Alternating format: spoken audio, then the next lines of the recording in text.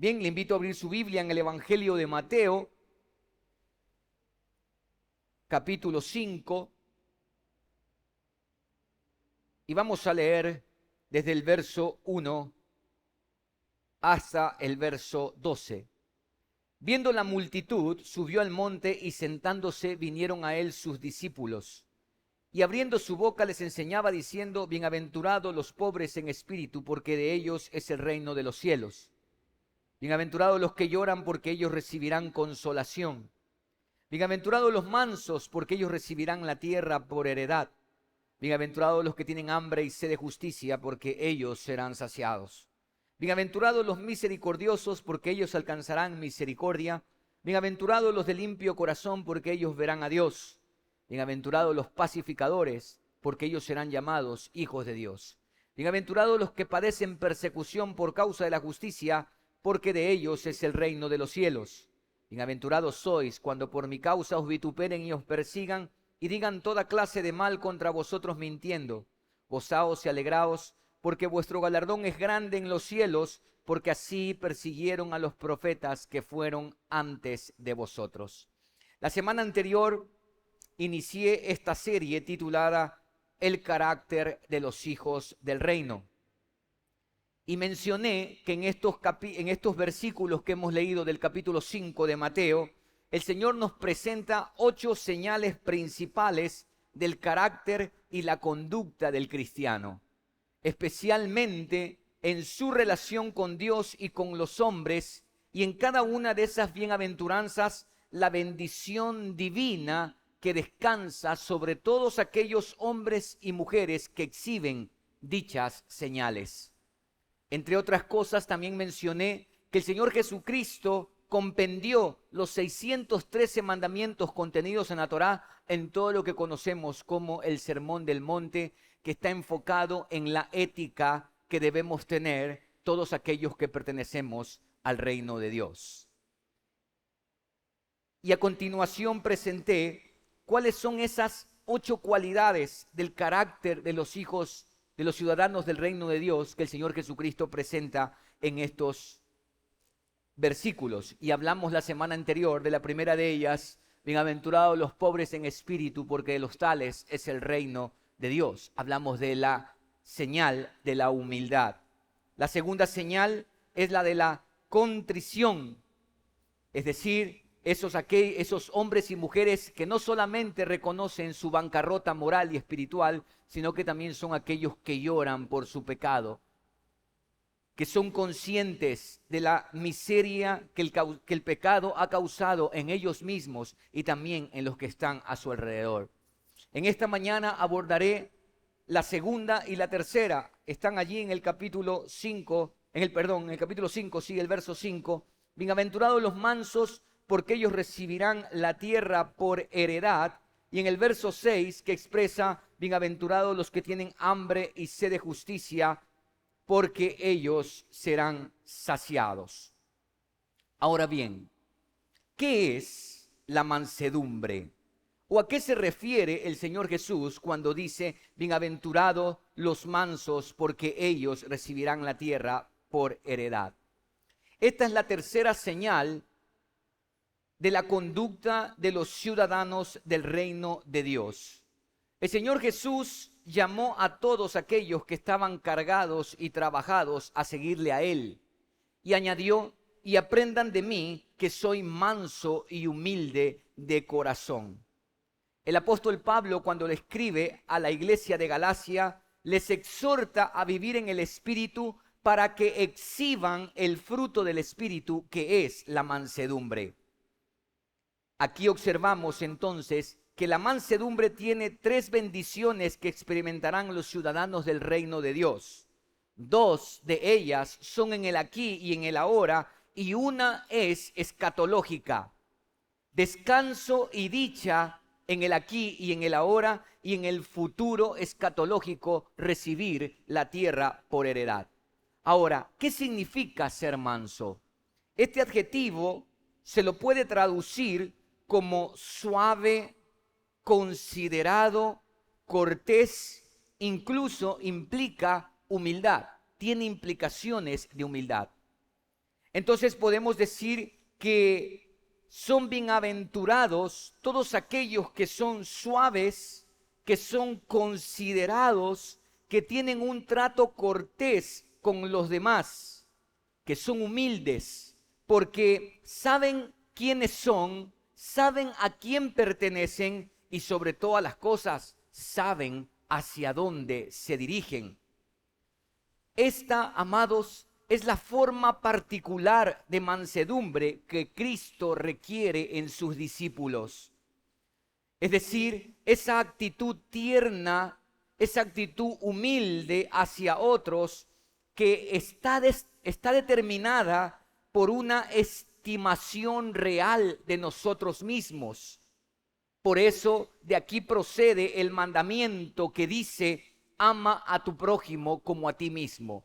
Es decir, que así como yo mismo soy suave, tierno y considerado conmigo mismo, esa actitud tierna y humilde que descansa en mi identidad de quién soy como hijo de Dios, es la misma con la que debo tratar a los otros, porque ama a tu prójimo como a ti mismo. El doctor Martin Lloyd-Jones lo resumió de esta manera: la mansedumbre es básicamente tener una idea adecuada de uno mismo. Es decir, sé que soy un hombre en una bancarrota moral, espiritual, en todo el sentido. Un hombre que ha llorado por su pecado. Es decir, tengo una idea adecuada de quién soy. Y esa idea adecuada de quién soy, según lo que dice Martin Lloyd-Jones, debe manifestarse en la actitud y en la conducta que tenemos respecto a otros. El verdaderamente manso, el hombre verdaderamente manso, la mujer verdaderamente mansa, es aquel que vive sorprendido, sorprendida de que Dios pueda pensar bien de él y lo trate tan bien como lo trata. Por lo tanto, no tiene necesidad de una posición, ni tampoco tenemos necesidad de tener posesiones para sentirnos bien, porque nuestro bienestar no procede de estas cosas, sino de la experiencia cotidiana con Dios, y eso produce descanso para el alma. No andamos afanados por calzar en un grupo, no andamos afanados por mantenernos en un status quo. No vamos de aquí por allá buscando ser alguien, porque nos hemos encontrado con nosotros mismos. Es más, nos hemos encontrado con aquel que nos creó y sabemos quiénes somos, así como también sabemos lo que llegaremos a ser. Hay una frase de John Newton, autor del himno Sublime Gracia, que a mí me impactó cuando leí su testimonio de vida. John Newton, para que usted tenga una referencia, fue un esclavista antes de convertirse. Su madre desde muy chico lo guió en los caminos del Señor, pero como suele suceder con algunos, se apartó. Y traficando esclavos, llevándolos del África hacia Inglaterra, en medio de una tormenta, en donde veían que ya no había posibilidad de salvarse, clamó a Dios y llegaron con bien hasta Inglaterra. Posteriormente, él va a convertirse junto a William Wilberforce en un proponente de los derechos de los esclavos y abolir la esclavitud en Inglaterra. Y él escribe el libro, él escribe el himno Sublime Gracia, y este hombre dice: no soy lo que debo ser, no soy lo que espero ser, pero lo que sí sé es que no soy el hombre que antes fui. Y yo añado a las palabras de él: y lo que soy ahora lo soy por la gracia de Dios en mí. Entonces, en ese reconocimiento de lo que Dios ha hecho en nosotros, por eso podemos ser gentiles, sensibles, pacientes en las relaciones con nuestros familiares.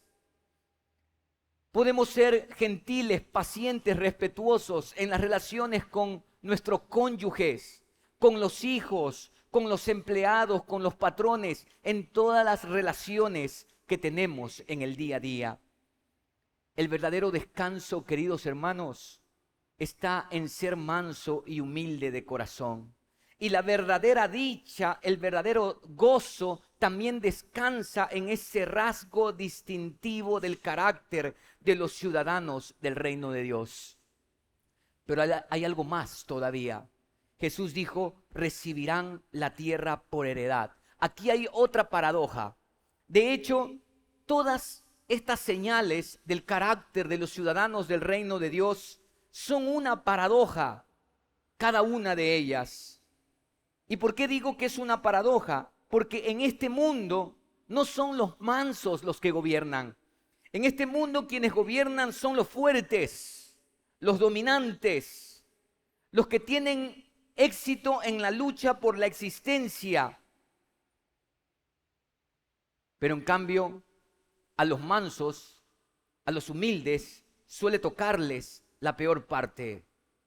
Muchos quizás hubiésemos esperado que el Señor Jesús dijera exactamente lo opuesto. Bienaventurados los fuertes, bienaventurados los que buscan el éxito, bienaventurados en fin, los valientes. No, bienaventurados los mansos. Los mansos no conseguirían ningún sitio en este mundo debido a que todos los ignoran e incluso muchos se aprovechan de ellos y hasta los pisotean. ¿Cómo pues Jesús dice esta paradoja? Bienaventurados los mansos, porque ellos recibirán la tierra por heredad.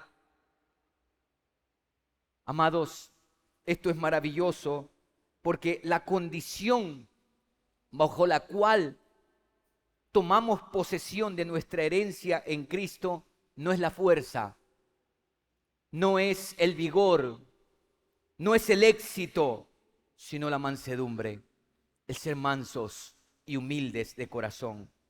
No tenemos que batallar por nada, por absolutamente nada, porque Cristo Jesús lo ganó para nosotros. Él ya lo hizo todo, a nosotros solo nos queda recibir. Esta cualidad del carácter de los ciudadanos del reino de Dios no es una novedad.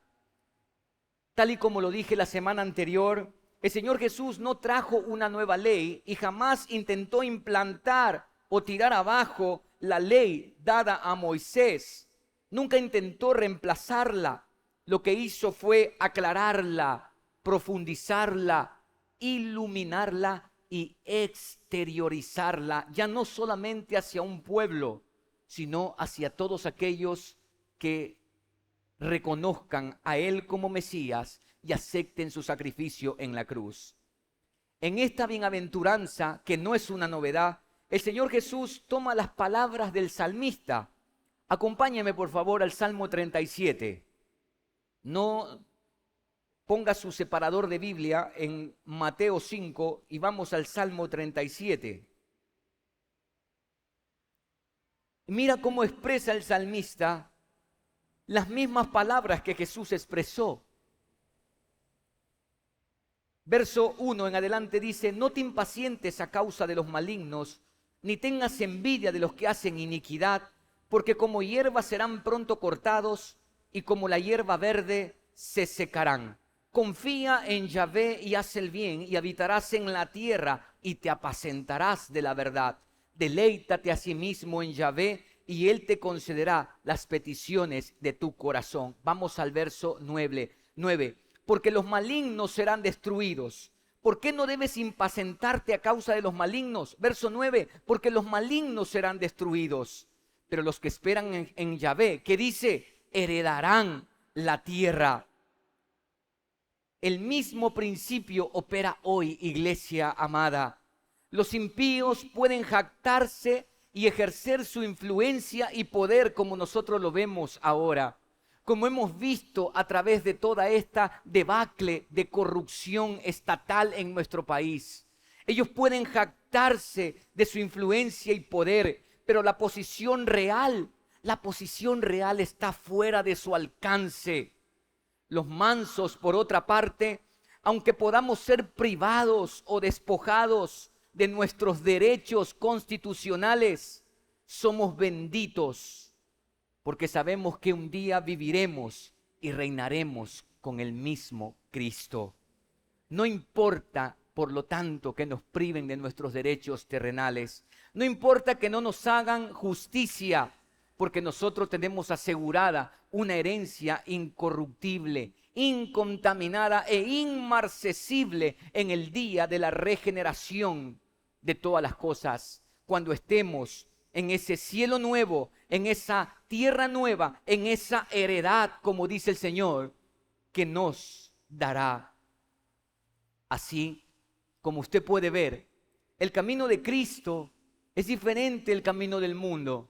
Los valores cristianos son diferentes de los valores que tiene este mundo.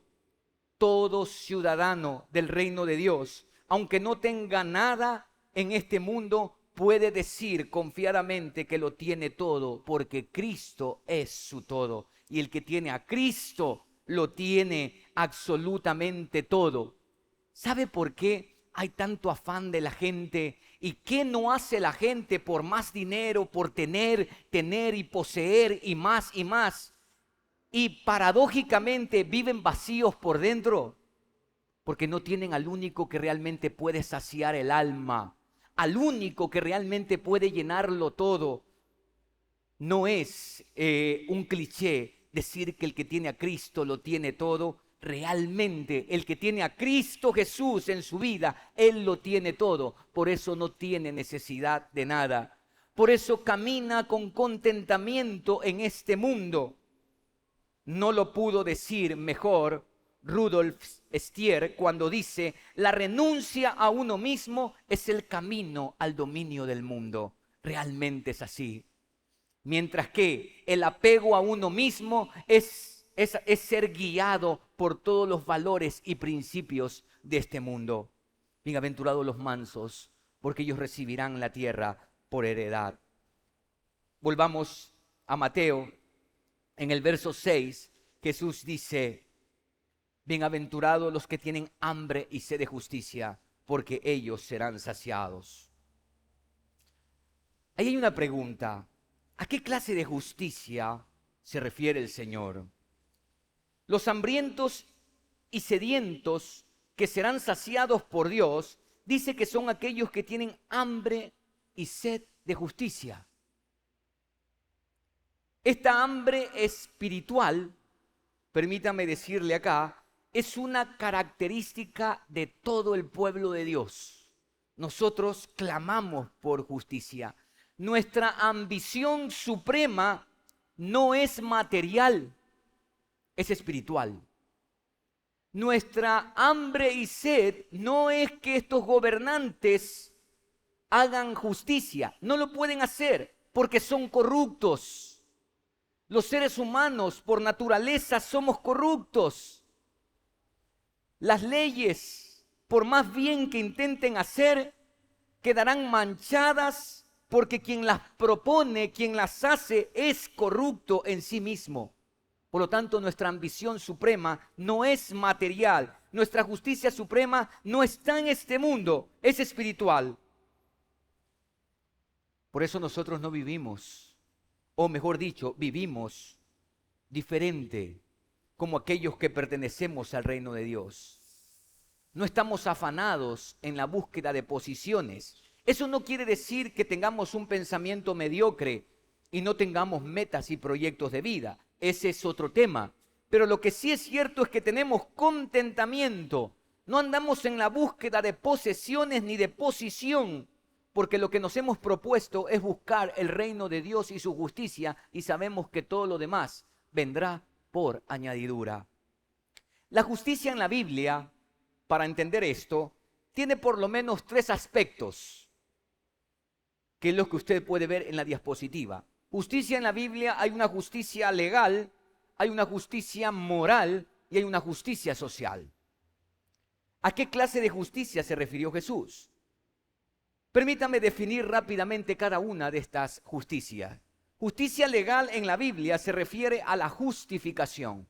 Todos los seres humanos hemos sido declarados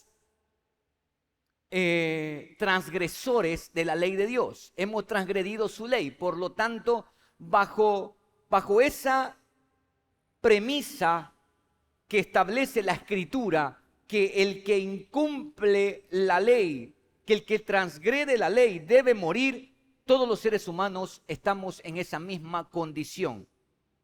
Entonces, justicia legal se refiere a la justificación, y el hombre solamente puede ser justificado, es decir, tener una correcta relación con Dios cuando viene a Cristo, porque solo Cristo puede declarar al hombre justo, porque Él pagó por nuestra deuda en la cruz del Calvario.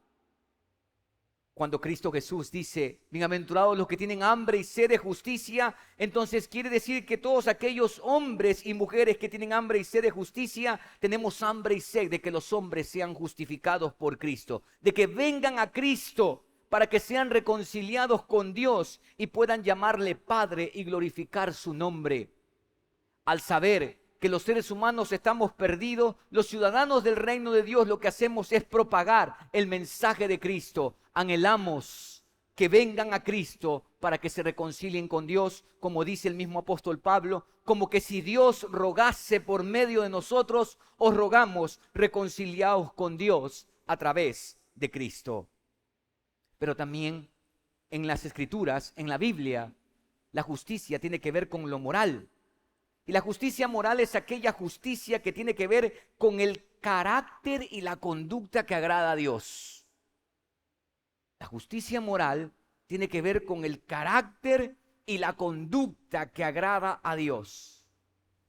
Después de las bienaventuranzas, Jesús va a contrarrestar la justicia cristiana o de los hijos de Dios con la justicia de los religiosos de su tiempo, los fariseos.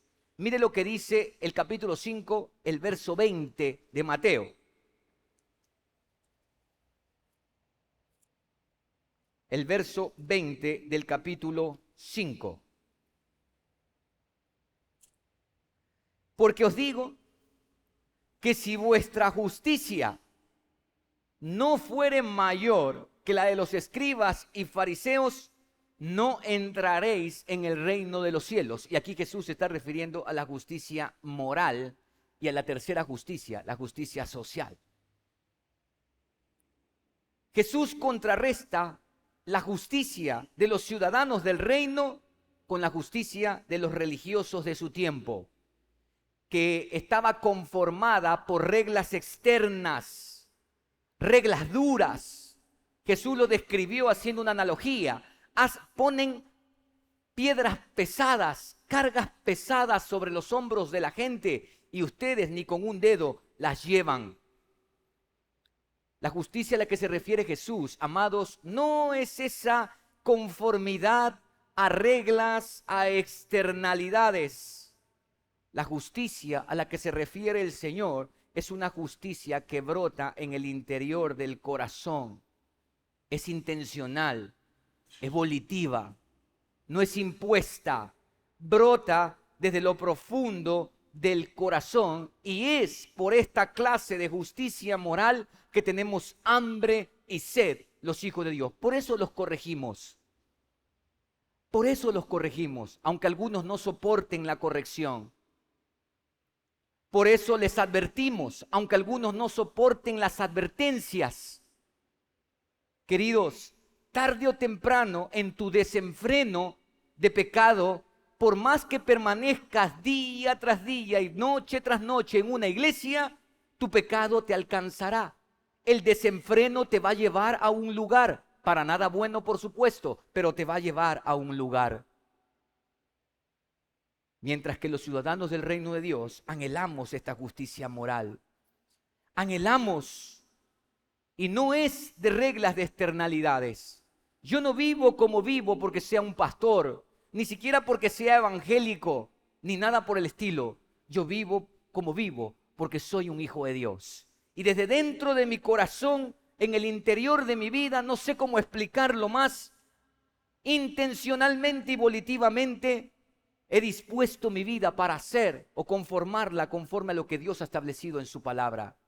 Le aseguro que hay cosas de las cuales me sorprendo porque no he hecho mayor esfuerzo y simplemente han brotado desde dentro del corazón. ¿Por qué? Porque Como dije la semana anterior, amados, algunos dicen que el sermón del monte es imposible vivir, lo que es un ideal. Y como dije la semana anterior, vuelvo a repetirlo, si es un ideal no tiene sentido que Jesús lo haya dicho. Si no es práctico para la vida, no tiene sentido. Como dije, yo creo que todos aquellos que afirman que esto es un ideal, que es imposible vivirlo, es porque sencillamente sus vidas están contrarias a esto. O muy probablemente no tienen el Espíritu de Dios, porque esta es una vida espiritual. Esta es una vida marcada por la obra del Espíritu Santo en el corazón. Por favor, acompáñeme a la carta del apóstol Pablo en Romanos capítulo 8.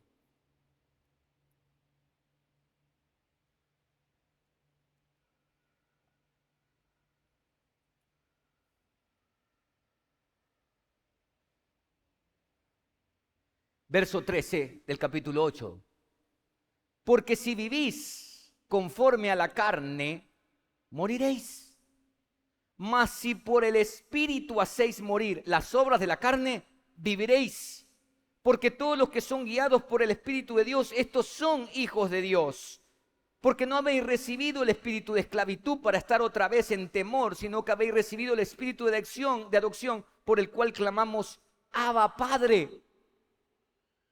Mira lo que dice el apóstol Pablo, que si por el Espíritu haces morir las obras de la carne, amados, es solamente la vida espiritual la que realmente puede hacer morir las obras de la carne. La vida en el Espíritu es la única que puede hacer morir las obras de la carne. Y es el Espíritu mismo que hace brotar desde el interior de nuestro corazón el vivir conforme lo que Dios ha establecido, porque como dice Pablo, todos los que son guiados por el Espíritu de Dios, estos son hijos de Dios. ¿Entiendes? Si tú no tienes hambre y sed por la justicia moral, es muy probable, no importa si te has bautizado, no importa cuántos años tengas acá, no importa, pero es muy probable que tu vida no haya sido transformada, no haya habido el evento de la regeneración. Y posiblemente te preguntes en este punto, entonces, ¿qué debo hacer? Arrepiéntete y ríndete al Señor verdaderamente. Apártate de tus pecados, clama a Él, rinde tu vida a Él.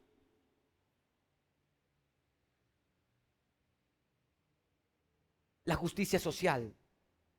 La justicia bíblica, amados, no es un asunto solamente privado e individual. Es decir, en esa correcta relación que tengo con Dios. Esa relación correcta que tengo con Dios debe manifestarse a los hombres y a eso le llamamos justicia social. El concepto bíblico de justicia social difiere absolutamente con la de los políticos, para quienes lo social es solo una excusa para llegar al poder. La justicia social bíblica es la manifestada en la ley y los profetas. La justicia bíblica se interesa por la liberación del hombre de la opresión. En eso se manifiesta, liberar a los hombres de la opresión, al igual que por la promoción de los derechos civiles. La justicia social bíblica se manifiesta en eso de llamar la atención a quienes ostentan el poder para que hagan justicia en las cortes legales.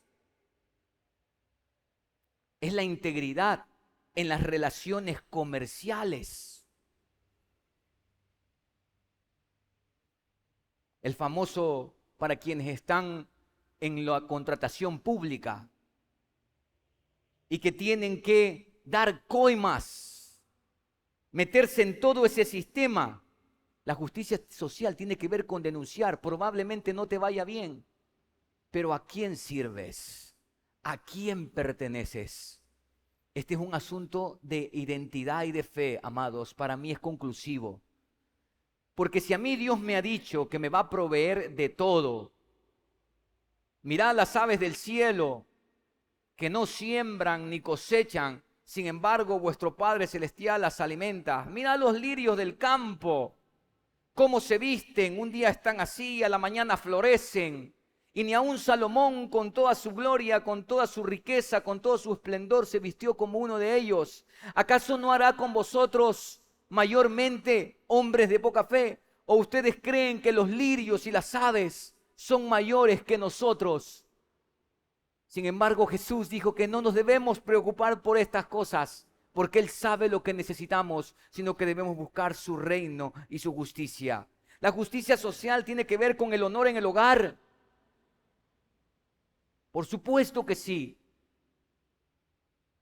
Tiene que ver con el honor en el hogar. Tiene que ver con la pureza en el hogar, con la fidelidad. Tiene que ver en los asuntos familiares, en cómo nos conducimos con nuestros familiares. Así, y solamente así es que estamos comprometidos a tener hambre de justicia en la comunidad humana en su totalidad.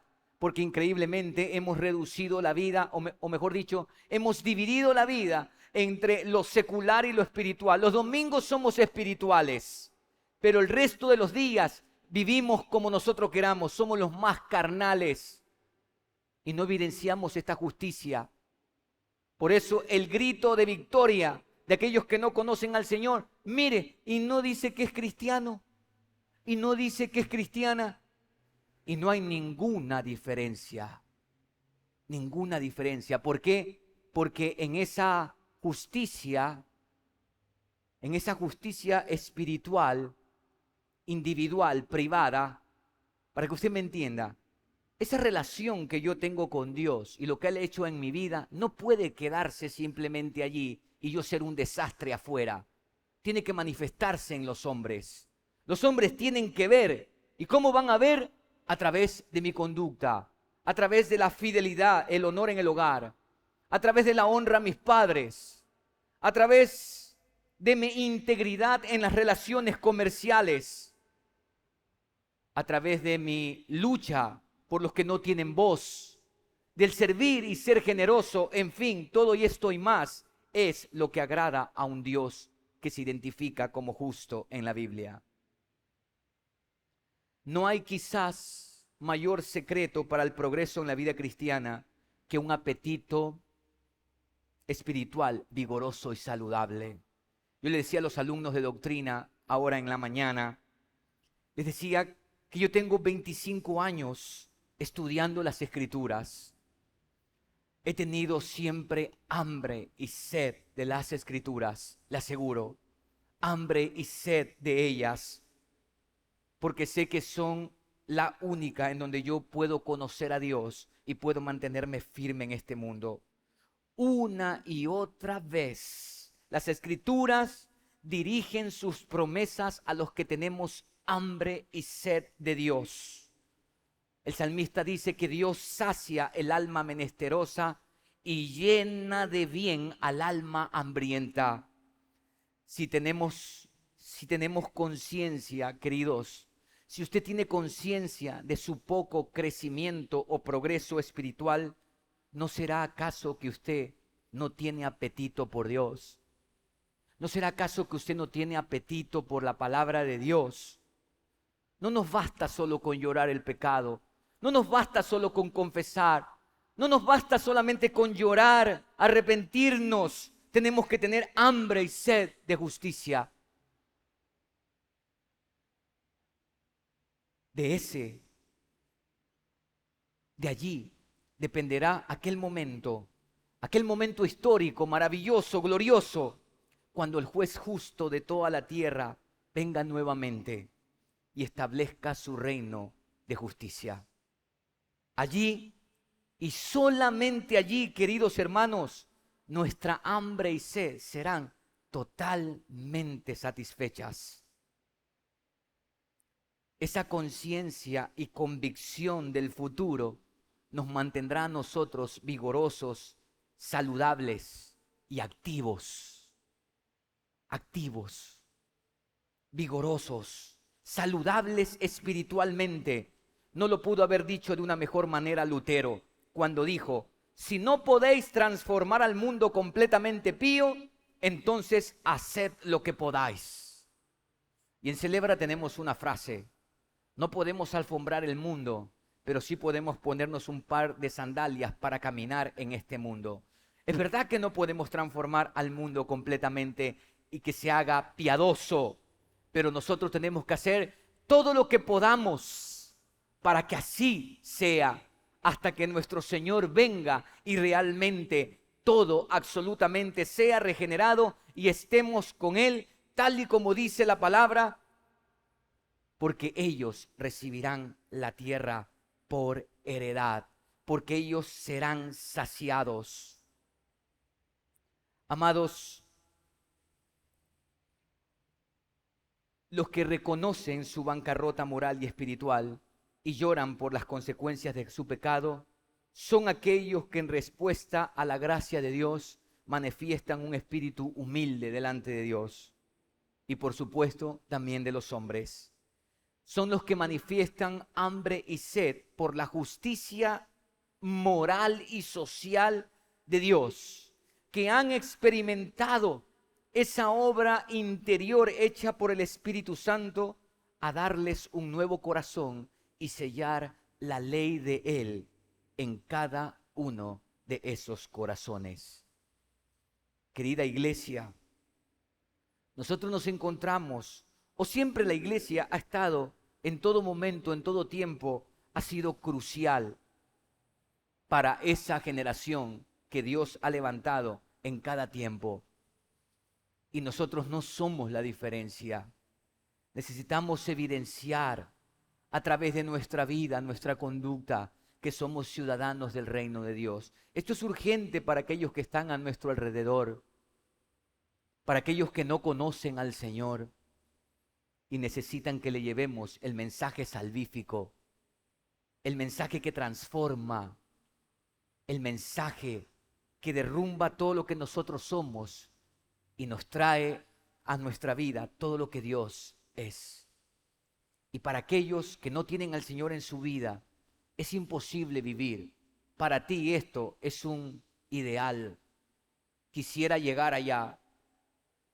Es imposible porque esta es una vida espiritual. Esta es una vida, para que me entiendas, sobrenatural. Para ti, para nosotros los creyentes, es natural lo que Dios hace. Por lo tanto, debes venir a Jesús, aquel que murió por tus pecados en la cruz, aquel que pagó ese precio. Tú necesitas reconciliarte con Dios y la única manera es a través de la justificación, que no la puedes hacer por ti mismo, por ti misma, porque eso ya lo llevó a cabo Cristo Jesús en la cruz. Él pagó el precio por tus pecados.